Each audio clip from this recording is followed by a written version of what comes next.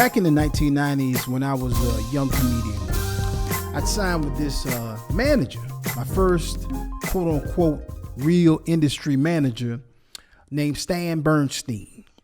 Stan was a big time industry manager. He had offices in LA and New York.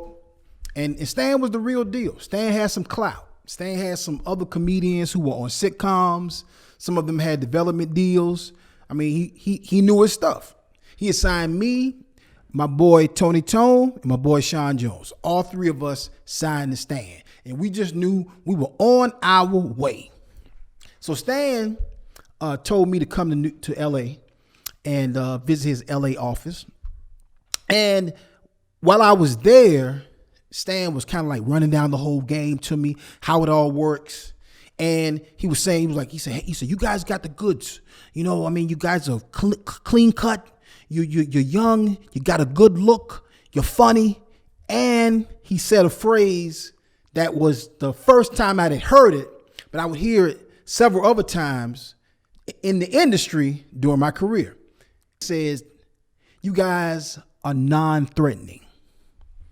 Non-threatening, which is interesting because that became a consistent thing that I would hear throughout my years as a young comic with people or from people within the industry. You're non-threatening, or you come across non-threatening. So what does that mean? Interestingly enough, Stan was trying to get all of us development deals. Back in the late 1990s and the early 2000s, they was handing out development deals to comedians all over the place. Every major network, ABC, CBS, NBC, Fox, and then it bled over into the cable networks. Many of them all had their quote unquote black comedian. They had that one comic that they wanted to take, and that one comic was the black comic on their network. And what they give you is called a development deal or a holding deal. A development deal is usually a 1 year, maybe 2 year contract where they take and build a show concept around you. They give you some money. You can't do another development deal with anybody else. And you take that year and they try to build a show that they can put on the network. I had one development deal in my entire career, 25 years. But I go back to that word, non-threatening, because I kept hearing it. You're very non-threatening. You guys are non-threatening. You come across non-threatening. What does that mean? What it means is somehow I am threatening normally being a black man. The truth of the matter is Hollywood and the broader entertainment industry likes its black comedians or even black talent in certain packages. That non-threatening thing, it's a real thing. If you are a black comedian in particular, you're more likely to get the big opportunities, the big TV shows, the big films, if you are quote unquote non-threatening. Think about it. Think about the big comedians, the more successful comedians over the past 30 years. Think about it. The legendary Richard Pryor, skinny guy, little guy, talking trash. Chris Rock, skinny guy, talking trash. Eddie Murphy, little guy, talking trash. Kevin Hart, little guy, talking trash. Dave Chappelle, skinny guy, talking trash. Chris Tucker, skinny guy, talking trash. Now you might say, what about Steve Harvey? Steve Harvey's a big dude. Steve Harvey's about 6'3", and he's not skinny. He's a big dude. But Steve is normally in the host position. He's mastered hosting all type of events, award shows, game shows. But you never see Steve in a movie talking loud, big, bad, brash, talking trash, throwing white guys up against cars, shooting off his mouth, shooting people, throwing white guys in the back of police cars and hauling them off to jail. You don't normally see that from Steve Harvey. You might say, okay, what about Bernie Mac? Okay, here's the Bernie Mac side. Because I had the pleasure of opening up for Bernie Mac. I've had the pleasure of witnessing being right there and seeing the Kings of Comedy boom in the late 1990s into the 2000s. Bernie Mac at the time was already a certified headliner star before the Kings of Comedy. I opened up for Bernie Mac along with Tone X and my friend Tone X, comedian Tone X. We were doing 3,000 seaters here, sold out. Savannah, Georgia, my hometown, which is hard to sell out, particularly back then, sold out. Bernie Mac sold out. No other headliners on the show. Bernie Mac, none of our names were on the marquee. Bernie Mac sold out. Saw him walk out onto the stage. Crowd screaming, rah. Bernie walks out. He don't say nothing. He stand there for a minute like this right here. Just stand there for like 60 seconds. And then he just said, I ain't scared of you, mother. And the crowd go, wow. And I was like, gosh. Selling out 3,500 seats. It's a lot of major people that you see on TV right now of all colors that can't sell 3,500 seats. Some of them can't sell 350 seats. So Bernie Mac was on the Kings of Comedy tour, the biggest comedy tour in history at that time. Kevin Hart has now surpassed it. But at the time, the Kings of Comedy tour surpassed Eddie Murphy's Raw tour to be the most successful comedy tour in history. Facts. In that same year, that the Kings of Comedy tour peaked, it wasn't just the most successful comedy tour, it was the most successful tour that year, period. So whoever was on the road that year, and I don't remember whoever was on the road that year, but if it was Van Halen, Rolling Stones, Prince, whoever, all of those tours were outsold by the Kings of Comedy tour. You're talking about 4 black headliners doing 7, 10, 15, 20,000. At its peak, the Kings of Comedy tour did 70,000 seats along with the Queens in the Georgia Dome and did it 2 or 3 nights straight. Facts. But Bernie Mac did not have a TV show at the time. The talk in the industry was that Bernie was a little bit too big, a little bit too black. He was a little bit too brash. Real talk, Bernie did have his material was super edgy. Truth be told, if Bernie Mac did the same set in 2020 that he did back then, some of the stuff he was saying, if you look at the Kings of Comedy now and think about this, if the Kings of Comedy would have happened right now, he probably would have had a big pride picket in front of the theater when he was on tour, because he was saying some wild stuff. But he wasn't the only comedian saying wild stuff. He wasn't the only comedian now or back then who was saying wild stuff and had a TV show. So why didn't he have a TV show? Why didn't, with as many tickets as he was selling, why didn't Bernie Mac have a TV show? Out of all the Kings of Comedy, Bernie Mac was the only one who didn't have his own TV show deal. DL had the Hughleys. Steve Harvey had the Steve Harvey Show. Steve Harvey was on his second show following the ABC sitcom called Me and the Boys. And he was on the Steve Harvey Show. He had enough clout to get Cedric, his friend, on the show along with him. But Bernie didn't have a show. If you watch the Kings of Comedy movie directed by Spike Lee, you see them ask Bernie, why do you think Hollywood hasn't come knocking? Or something to that effect. I'm paraphrasing. And Bernie says something like, I guess Hollywood scared of old Bernie Mac. And he said that in several different other interviews. And maybe they were. Maybe Bernie was a little bit too threatening. Maybe he wasn't non-threatening enough. As a matter of fact, Bernie Mac didn't get a TV show until a black showrunner, executive producer named Larry Wilmore did a deal with Bernie and took him to Fox.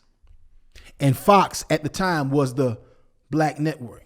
They didn't call themselves that. They didn't market it as that, but that's what they were.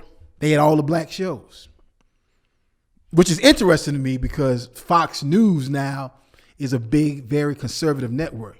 But truth be told, there would be no Fox News without the Fox Television Network. The Fox Television Network was founded in 1986. The Fox News Network didn't come out to 1996. So ad revenue from Martin, Living Single, and Living Color, Rock, New York Undercover, all of those shows, ad revenue, which generated stock prices for those shows, allow the Fox Television Network and the Fox News Corporation to be able to launch the Fox News Network. So in other words, there would be no Sean Hannity without Martin. Facts. I never forget, as I sat in Stan Bernstein's office, if you look up on the wall, a lot of the comedians in his office had the same look. Ironically, a look that I didn't have. They all had this very happy, non-threatening look. If you Google headshots of some of your favorite comedians from the 1980s and the 1990s, many of them had the same look, the same headshot, the same non-threatening look. The black comedians. Flat top, no fade on the side, no facial hair. It was a slightly unsaid rule that if you really want to go broad, you have to have a certain look, a certain appeal. You couldn't be too threatening. Having a goatee and a beard might be a little bit too much. Better shave that beard play if you really want to get on. Look at the headshots. A lot of headshots were like this. I even did one of them myself. In other words, you had to make sure that as a black man, you had to be clear that you weren't non-threatening to a broader white audience. Now you may say, now you're a Christian comedian, and I am. I proudly call myself, don't have a problem with the title Christian comedian. For I'm anything, for I'm black, for I'm anything else, I'm a Christian. Anything. Facts. But you might say, surely, Ak, it's different on the Christian side. In many ways, it's not. And it's not as bad as the world. It's not as bad as secular entertainment. But in many ways, it's not. You run into some of the same racial biases in Christian entertainment that you do in secular everyday entertainment. I've had people say things, ask me questions in Christendom simply because I'm a black man. I know they didn't ask a white guy some of those questions. I never forget this one particular comedian, a white comedian, who was up and coming at the time. And he called me up and he told me, he said, hey man, he said, I want to be on anything, anything you got going on. I appreciate what you do. You know what I'm saying? Just count me in anything. Don't worry about how much it's paying or whatever. I just want to, I'm trying to really get my foot in the door, and I don't have a problem performing in front of black audiences. Matter of fact, I love performing in front of black audiences. And hey, just if there's any opportunity, man, just give me a call. And I did. I gave him a call and took him on the road on some things and some particular projects that I won't mention. I included him in some of those projects. I never forget, 2 or 3 years passed on, and this particular comedian signed with a larger Christian agency.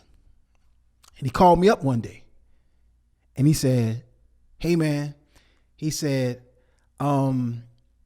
so my agent has asked me to ask you to take my name out of the descriptions of anything that you have online, because when people Google my name, your stuff is coming up.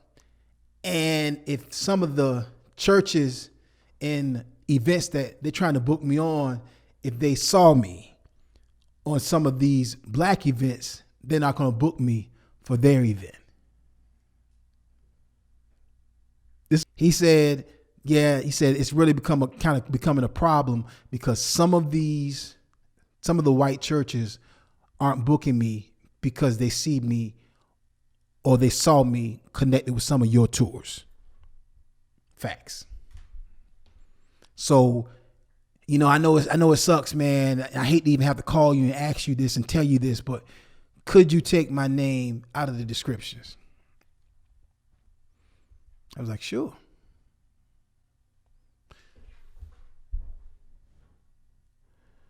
So a white church is not going to book you, a white comedian, because you've been on black tours.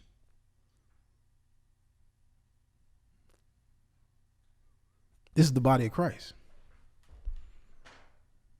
True story. Facts. And when I got that call, I was like, man.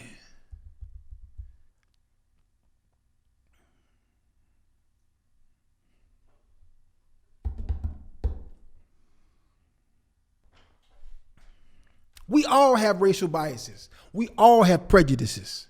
All of us, all races of people have prejudices and racial biases when we see other people. We make snap judgments about other people simply based on their color, their sex, the way they dress. We make immediate snap decisions.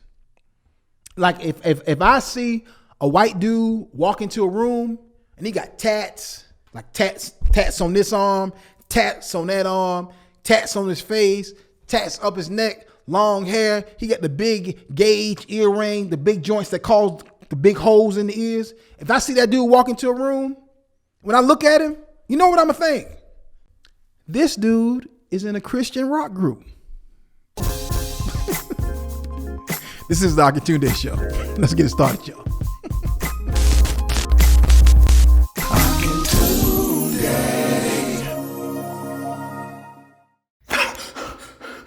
You have to help me. You have to help me, okay? I am being held captive by men in some unknown building, and the only way I can get out is if you go to my website, jaleelmakes.com. That's the only way you'll be able to save me, is if you choose one of my services and send me your money so that I can do your work and get free. You have to help me. You have to help me. Are you self-promoting here? No. Are you self-promoting? No, please. No. Go to jaleelmakes.com. Go to jaleelmakes.com. Go to jaleelmakes.com. This is the Denny's Super Slam. 2 bacon, 2 sausage, 2 eggs, hash browns, and pancakes. And now make those pancakes all you can eat for $1. That's where the duper comes in. The all-new Super Duper Slam. Just $6.99. See you at Denny's.